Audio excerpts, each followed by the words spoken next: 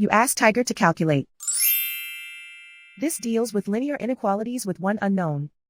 The final result is x greater than 3 over 10. Let's solve it step by step. Group all x terms on the left side of the inequality.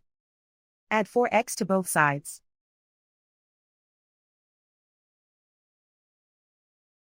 Group like terms.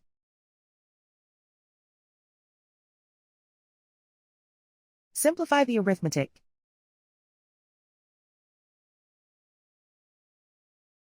Group like terms.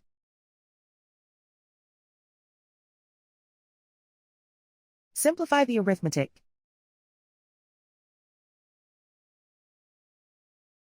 Group all constants on the right side of the inequality.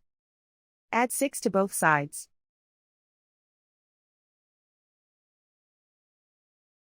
Simplify the arithmetic.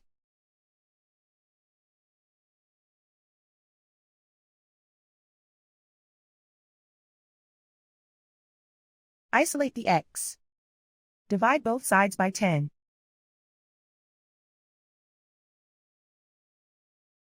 Simplify the fraction.